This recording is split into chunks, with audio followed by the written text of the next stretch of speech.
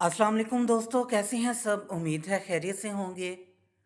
तो दोस्तों, अंदलुस की इस्लामी तहजीब का सुनहरी दौर एक ऐसा दौर था जिसने ना सिर्फ यूरोप बल्कि पूरी दुनिया की तारीख को तब्दील किया।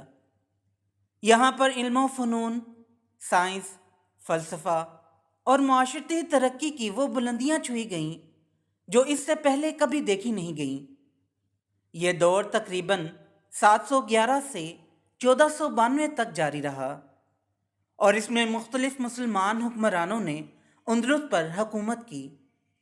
ताहम इस तमाम अजमत के बावजूद अंदलुस का जवाल नागज़ीर साबित हुआ और इसके जवाल के पीछे ना सिर्फ बैरूनी अवामल थे बल्कि अंदरूनी तकसीमात भी इसकी तबाही का बायस बनी।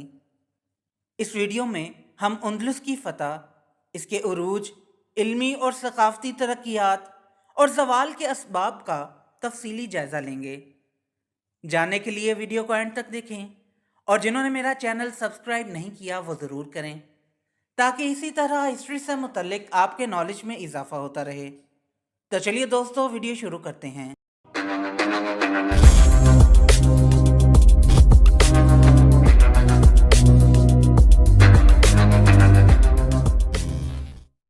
अंदलुस की फतह का आगाज़ 711 में हुआ जब तारक बिन ज़ियाद ने शमाली अफ्रीका से अपनी फ़ौज के साथ स्पेन का रुख किया।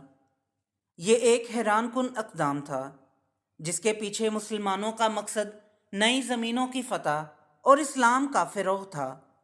तारक बिन ज़ियाद का मारूफ वाक़या कि इन्होंने अपने जहाज़ों को जला दिया ताकि इनकी फ़ौज के पास वापसी का कोई रास्ता न रहे, सिर्फ एक तारीखी कहानी नहीं बल्कि एक अमली हिकमत अमली थी जिसने फ़ौजियों के दिलों में साबित कदमी और यकीन पैदा किया।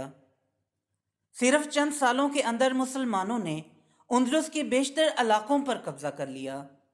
यहाँ की ईसाई बादशाहतें अंदरूनी लड़ाइयों और सियासी तकसीम की वजह से कमज़ोर हो चुकी थीं, जिसका फ़ायदा मुसलमानों ने उठाया। इस दौरान मुसलमान हुक्मरानों ने मुकामी आबादी के साथ बेहतर ताल्लुकात कायम किए जिससे इन्हें मज़ीद हमायत मिली। अंदलुस की इस्लामी हुकूमत सिर्फ अस्करी फतूहात तक महदूद नहीं रही बल्कि इसने एक नई तहजीबी और इल्मी तरक्की का आगाज़ किया। कर्तबा, गरनाता और अशबीलिया जैसे शहर इल्मी, सकाफ़ती और तजारती मराकज़ बन गए। उस दौर में इन शहरों ने वो तरक्की हासिल की जो उस वक्त यूरोप के दीगर हिस्सों में मुमकिन न थी। कर्तबा को अंदलुस के सुनहरी दौर का दिल कहा जा सकता है। इस शहर ने ना सिर्फ स्पेन बल्कि पूरे यूरोप में एक अजीम इल्मी और सकाफ़ती मरकज़ की हैसियत इख्तियार की। कर्तबा में मौजूद मस्जिद, जो आज भी मौजूद है, इस दौर की अजमत की अलामत है।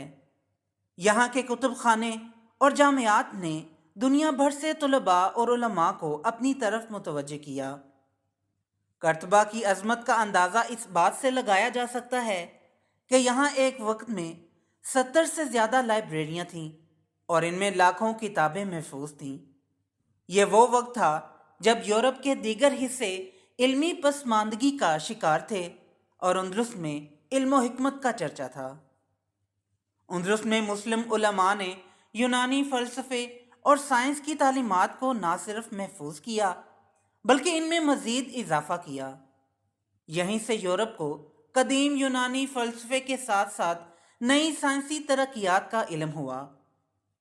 इब्ने रुश्द जैसे फ़लसफ़ियों ने यूनानी फ़लसफ़े को इस्लामी तालीमात से हम आहंग किया और इनके काम ने यूरोप में नशत सानिया के आगाज़ में अहम किरदार अदा किया।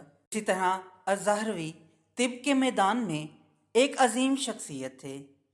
इनकी तिबी तसनीफ़ात कई सदियों तक यूरोपी तिब के निसाब में शामिल रहीं और इन्होंने सर्जरी के आलात और तरीक़ेकार में बेमिसाल तहकीक की।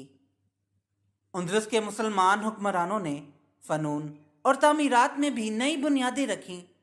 अल-हमरा महल इसकी एक नुमाया मिसाल है जो इस्लामी तर्ज़ तामीर का एक अजीम शाहकार है।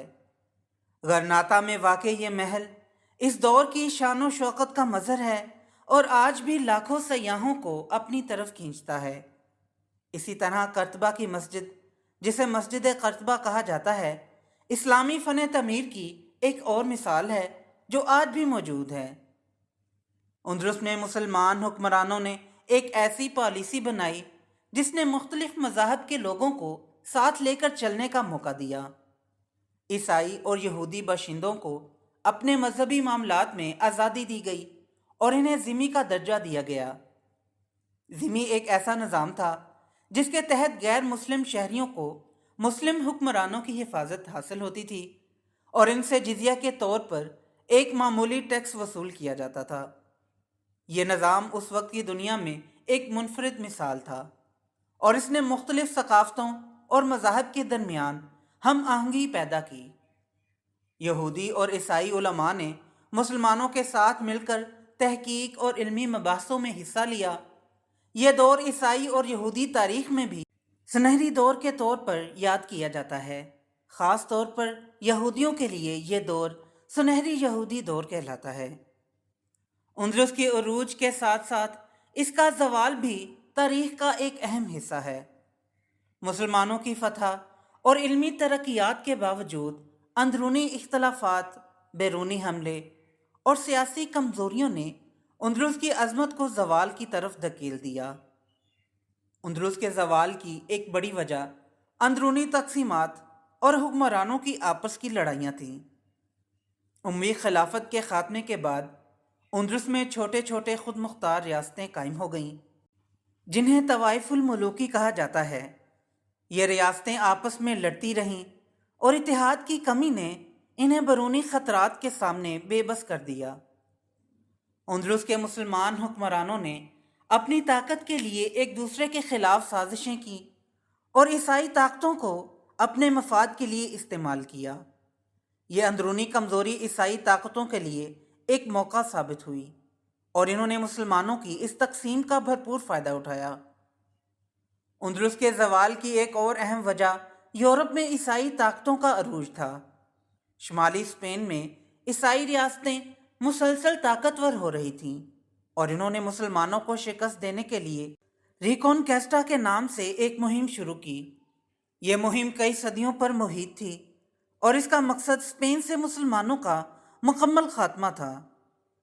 1085 میں تلیتلا کا سقوط ایک اہم موڑ ثابت ہوا جب عیسائی افواج نے مسلمانوں کے اس اہم شہر پر قبضہ کر لیا۔ اس کے بعد عیسائی فوجیں مسلسل مسلمانوں کے زیر قبضہ علاقوں کو فتح کرتی رہیں۔ صلیبی جنگوں نے بھی اسلامی دنیا کی طاقت کو کمزور کیا۔ مغربی یورپ کی عیسائی طاقتوں نے مشرق وسطیٰ میں مسلمانوں کے خلاف جنگیں شروع کیں جنہیں صلیبی جنگوں کے نام سے جانا جاتا ہے۔ ان جنگوں کی وجہ سے اسلامی دنیا کے وسائل اور فوجی طاقت بکھر گئے اور اندلس میں موجود مسلمانوں کو کمزور کر دیا۔ اندلس کی مسلم حکومت کا آخری قلعہ غرناطہ تھا جہاں بنو نصر خاندان کی حکومت تھی۔ غرناطہ کئی سالوں تک عیسائی حملوں کے خلاف قائم رہا، لیکن آخر کار 1492 میں فرڈینینڈ اور ازابیلا کی عیسائی افواج نے غرناطہ پر قبضہ کر لیا۔ غرناطہ کا سقوط اندلس میں مسلمانوں کی 7 صدیوں کی حکومت کے خاتمے کی علامت تھا۔ اندلس کے زوال کے بعد عیسائی حکمرانوں نے مسلمانوں اور یہودیوں پر سخت مظالم ڈھائے۔ غرناطہ کے سقوط کے بعد مسلمانوں کو یا تو عیسائیت قبول کرنے پر مجبور کیا گیا یا انہیں ملک سے نکال دیا گیا۔ ہزاروں مسلمان اور یہودی اسپین سے فرار ہو گئے اور شمالی افریقہ یا عثمانی سلطنت میں پناہ لی۔ جو لوگ اسپین میں رہ گئے ان پر شدید ظلم و ستم کیا گیا اور ان کے مذہبی رسومات کی ادائیگی پر پابندی لگا دی۔ عیسائیت قبول کرنے والے مسلمانوں کو موریسکو کہا جاتا تھا اور انہیں بھی شک کی نگاہ سے دیکھا جاتا رہا۔ اسی طرح یہودیوں کو بھی یا تو عیسائیت قبول کرنے پر مجبور کیا گیا یا ملک چھوڑنے پر۔ اندلس کے زوال نے نہ صرف اسپین بلکہ اسلامی اور یورپی دنیا پر بھی گہرے اثرات مرتب کیے۔ عیسائی حکمرانوں نے اندلس کو دوبارہ سے عیسائی ریاست کے طور پر قائم کیا اور اسلامی نشانات کو مٹانے کی کوشش کی، لیکن اسلامی تہذیب کا اثر صدیوں تک برقرار رہا۔ اندلس کے زوال نے اسلامی دنیا کو شدید نقصان پہنچایا۔ یہ ایک ایسا علمی اور تہذیبی مرکز تھا جس نے مسلمانوں کی فکری ثقافتی ترقی میں اہم کردار ادا کیا۔ اندلس کے زوال کے بعد اسلامی دنیا کی علمی ترقی میں کمی آ گئی اور ایک عظیم علمی اور ثقافتی مرکز ہمیشہ کے لیے کھو گیا۔ اس کے علاوہ اندلس کے مسلم علماء، طبیبوں اور فلسفیوں کے کام یورپ کے ذریعے دنیا بھر میں پھیلے۔ یورپ نے اندلس کی علمی وراثت کو اپنایا اور اسے اپنی نشت ثانیہ کی بنیاد بنایا۔ یورپی دنیا نے اسلامی فلسفے، سائنس اور طبی علوم کو اپنانے کے بعد نئی راہیں ہموار کیں، جس کا اثر جدید دنیا کی ترقی پر بھی دیکھا جا سکتا ہے۔ اندلس کے زوال نے یورپی نشت ثانیہ کی آغاز میں اہم کردار ادا کیا۔ اسپین اور یورپ کے دیگر ممالک نے اندلس کی علمی اور تہذیبی وراثت کو اپنانا شروع کیا، جس نے یورپ کو علمی، فکری اور تکنیکی لحاظ سے مضبوط بنایا۔ اندلس کے کتب خانے سے ملنے والی کتابیں یورپی جامعات میں پڑھائی جانے لگیں اور اس علمی ذخیرے نے یورپ کی علمی اور فکری تحریکوں کو مضبوط کیا۔ اندلس سے ملنے والے فلسفیانہ اور سائنسی خیالات نے یورپی مفکرین کو نئے راستے دکھائے اور یہ خیالات بعد میں یورپ کی سائنسی اور صنعتی ترقی کا پیش خیمہ بنے۔ اگرچہ اندلس کا زوال ہو گیا، لیکن اس کی اسلامی وراثت آج بھی زندہ ہے۔ اندلس کے مسلمان حکمرانوں نے جس علم و فن کی بنیاد رکھی وہ آج بھی موجود ہے۔ قرطبہ کی عظیم مسجد، غرناطہ کا الحمراء محل اور اشبیلا کے قدیم آثار آج بھی اسلامی فن تعمیر کی شاندار مثالیں ہیں۔ اندلس میں مسلمانوں کی طرف سے فروغ دی جانے والی علمی اور ثقافتی ترقیات نے جدید دنیا کی ترقی میں گہرے اثرات ڈالے ہیں۔ اسلامی فلسفہ، طب، ریاضی اور سائنس کے میدانوں میں ہونے والی تحقیق نے نہ صرف یورپ بلکہ دنیا بھر میں علمی میدان میں انقلاب برپا کیا۔ اندلس کا سنہری دور اسلامی تاریخ کا ایک درخشاں باب ہے، جس میں علم، فنون اور تہذیب نے اپنی بلندیوں کو چھوا۔ مسلمان حکمرانوں نے اس خطے کو ایک علمی اور ثقافتی مرکز بنایا، جہاں مختلف مذاہب اور ثقافتوں کے لوگوں نے مل جل کر ترقی کی۔ تاہم اندرونی اختلافات، سیاسی کمزوریاں اور بیرونی حملوں نے اس عظیم تہذیب کو زوال کی طرف دھکیل دیا۔ اندلس کا زوال نہ صرف مسلمانوں کے لیے ایک بڑا دھچکا تھا، بلکہ دنیا بھر میں اسلامی تہذیب کی ترقی کو بھی متاثر کیا۔ اس کے باوجود اندلس کی اسلامی وراثت آج بھی موجود ہے اور اس کی علمی اور تہذیبی ترقیات آج بھی دنیا کے مختلف خطوں میں موجود ہیں۔ اندلس کی تاریخ ہمیں سکھاتی ہے کہ علم، فنون اور ثقافت کی ترقی کے ساتھ ساتھ اتحاد اور سیاسی استحکام بھی ضروری ہے۔